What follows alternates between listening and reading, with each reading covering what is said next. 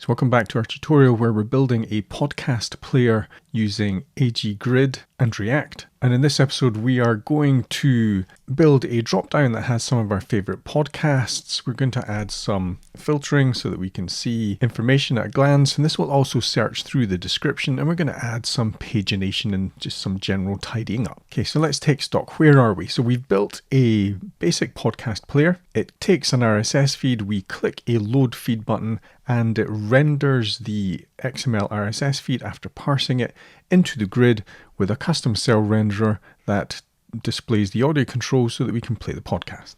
And if you want to find the source code for this, it's at github.com/ag-grid/react-data-grid, and it's in the podcast player folder where we have a whole bunch of different versions, but the main version is in the root.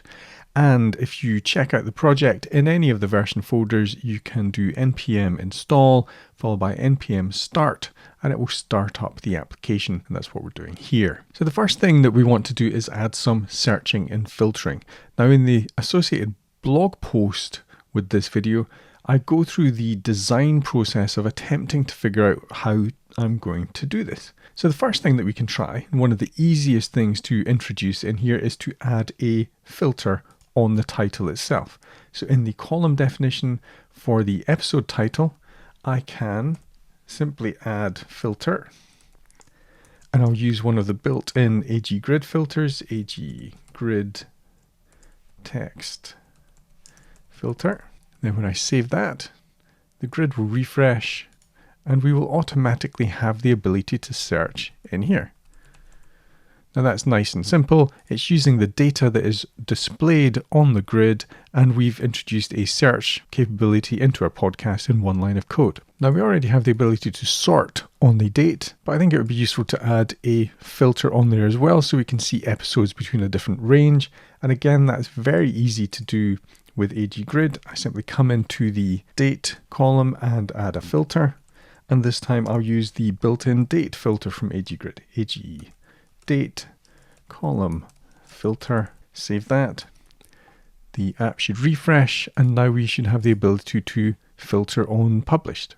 So if I say greater than January and less than April. There we go. And it's filtered the episodes within that range, and I can easily see what was available at that point. So this is very quick and easy. We've now got filtering in place for the title and the date, but there's extra information associated in the feed with the description for the episode that we haven't rendered here. Now, if you read the blog post associated with this video, you'll see that I try different things in terms of trying to render the description in different ways, but I found that the graphical user interface got a bit cluttered when I tried to do that. So what I'm going to do at this point is simply add the description into the grid data and add it as a hidden field in the grid, and use a quick filter to allow me to search on the title and the description. So the first thing I have to do is get the description in my data. So I will add a description field in here, and I will do the query selector to get the description from the feed. Now that will pull in all the content from the description, but that also includes HTML tags. So I'm just going to add a replace that will use a regular expression to convert any matching values into an empty string, and the matching values are going to be anything that is vaguely like a HTML tag. And I'm not a regular expression genius. I found this on Stack Overflow somewhere and copy and pasted it into my code. Now, just to double check that that's working, I'm going to very quickly console log that description just so that we can see it. I'll just copy and paste this. I'm going to delete this in just a second. So if I run that, let me inspect, see what's in the console. And there we go. So we've got all the information coming through without any of the HTML tags. So that's good. Now if I search on that, it should be a little bit easier. Now AGGrid provides us with a quick filter function. What this basically means is we use the API to set a quick filter, and it filters all the rows based on any of the data in the grid. So I need to find a way of exposing this on the GUI, and I'm just going to add another control in here to my main graphical user interface. So I've got my feed URL that will load the feed, and let's add another one in here for the quick filter. So I'll say div, and I want a label, and that's HTML for my quick filter. And then we'll add the input field, which type text with an ID of quick filter to match the label. I'll give it a name, and the value will come from a state. And we'll handle this ourselves.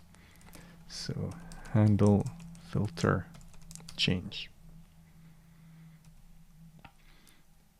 Okay, so now I better add this state, and I'll add the functionality to manage it.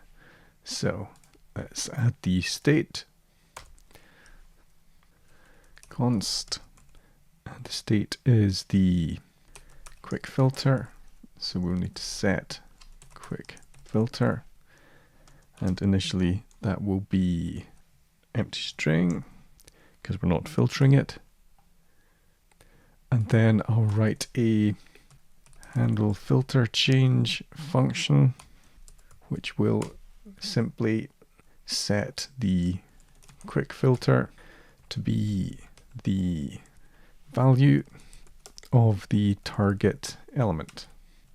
Now if I fix my spelling. So now we're rendering this on the screen, but we haven't implemented the filtering functionality because we haven't passed it into our grid, because we're going to use the grid API in order to do this. So if I pass in a new quick filter property, there it is, then let's implement that in our grid. Now so far we've been using the grid in a relatively simple way. We've added some column defs with some configuration.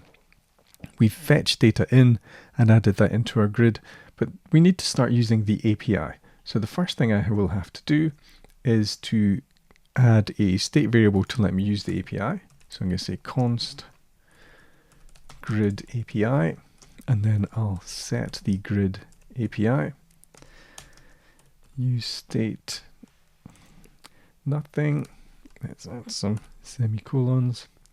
So now in the grid declaration, what I want to do is when the grid is ready, on grid ready, then I'm going to call a function which will set up my state to let me use the API.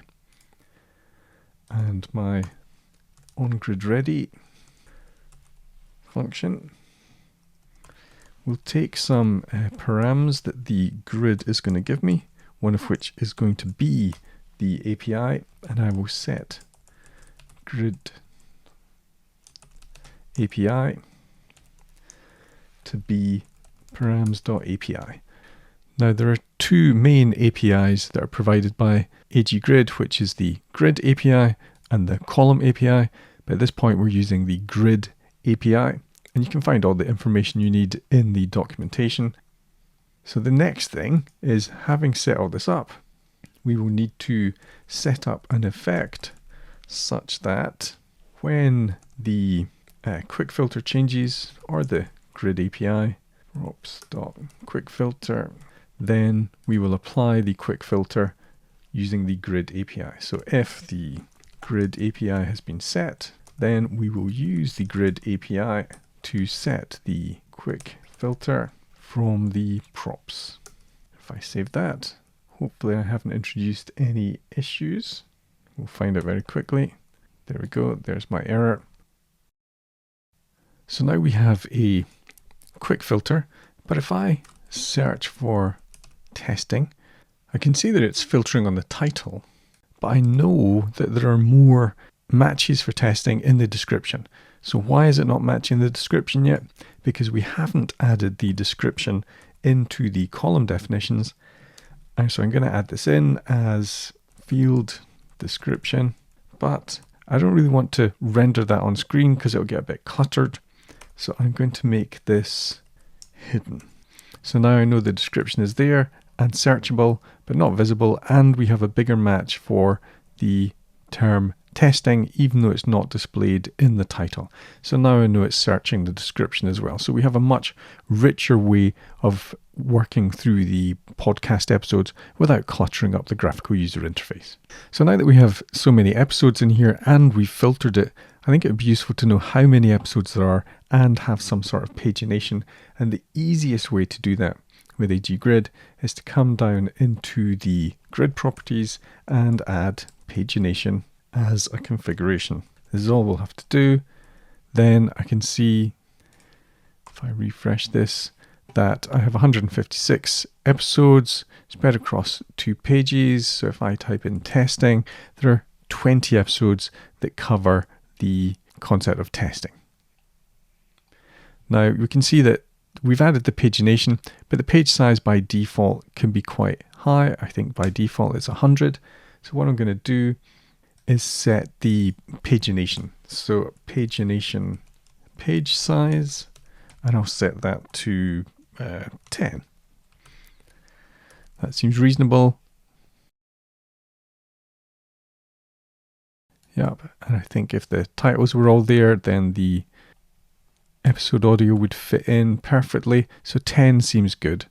I'll go with 10 for the moment, or I could just allow the grid to choose how many to show with pagination auto page size and set that to true.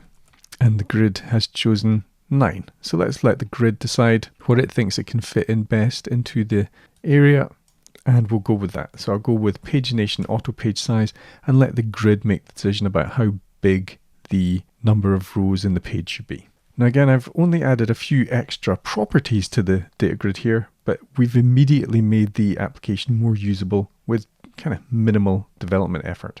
So I think it would be useful to have more feeds in here rather than having to go away and find the feed URL every time. So I'm going to add a drop down into my grid.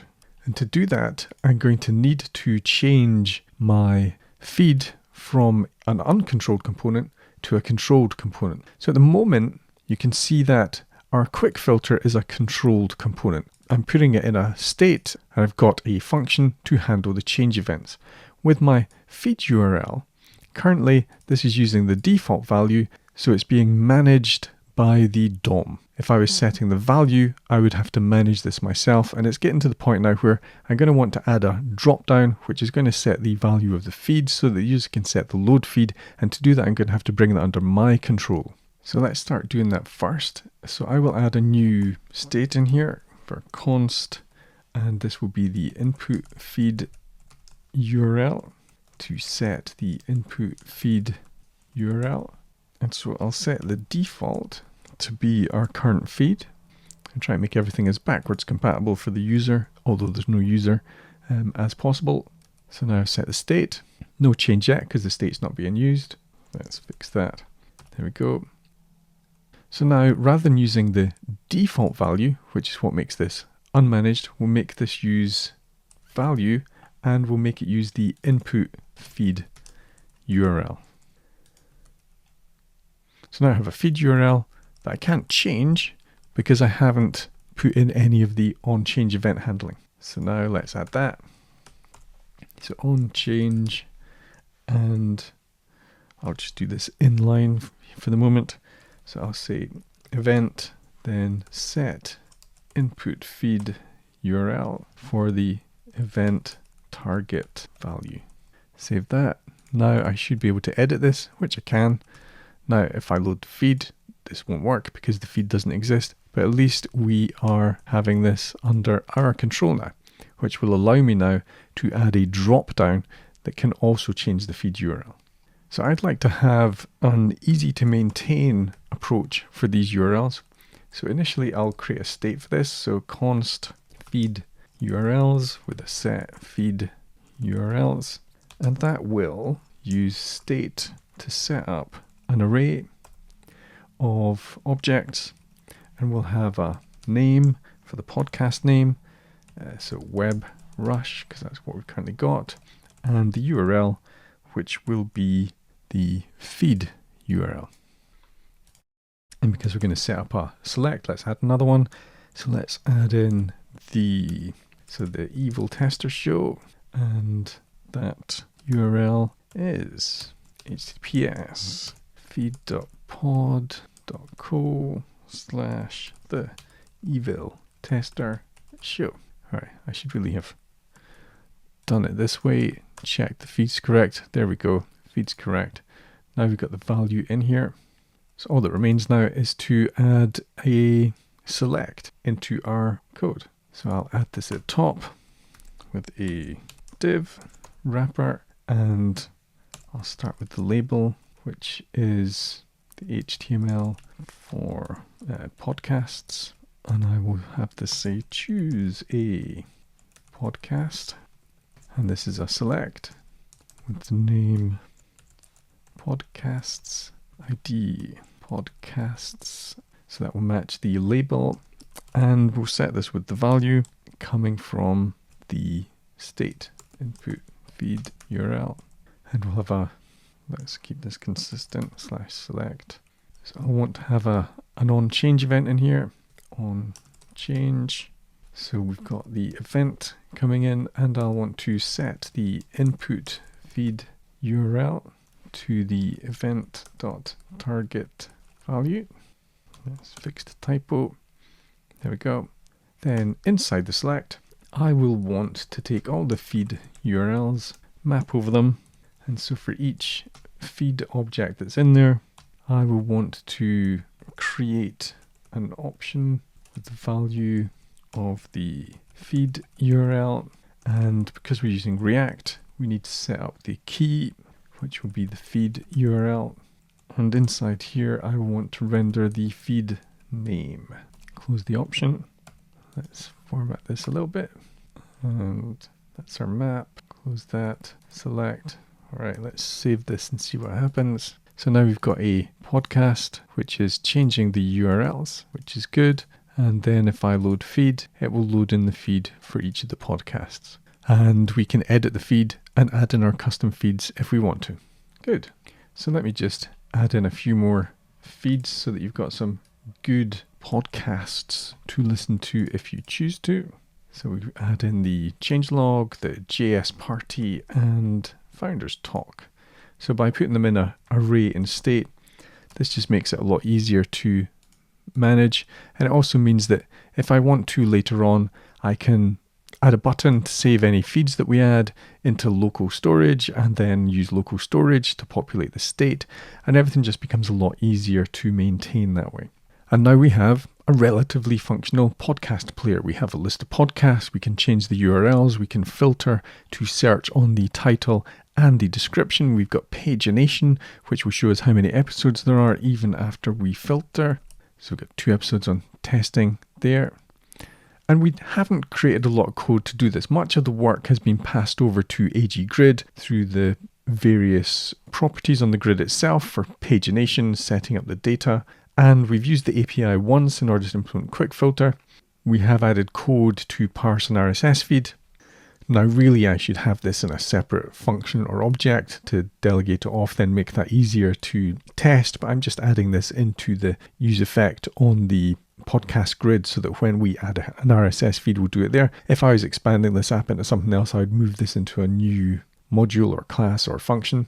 And we're using the column desk to add a lot of functionality like the filters, making it resizable, the layout through the flex layout, and we've added a custom cell renderer just to display the audio tag. So AG Grid is doing a lot of the work for us here through a few simple properties. And you can find all the code for this over on GitHub. So github.com/ag-grid/react-data-grid in the podcast player folder. And where we got up to in this video series is version 7. So if you want to experiment with it, clone the project or download the zip, go into any of these folders, npm install followed by npm start, and it will start up that version. But feel free to take this forward, add some more validation, add some more podcasts, add the ability to save or load lists of podcasts to local storage, do whatever you want, because the whole point of these projects is to experiment with very simple applications to explore the API to create a lot of functionality very quickly, because we're offloading a lot of the work to AGGrid itself. And you can find more about AGGrid at ag-grid.com. aggrid.com.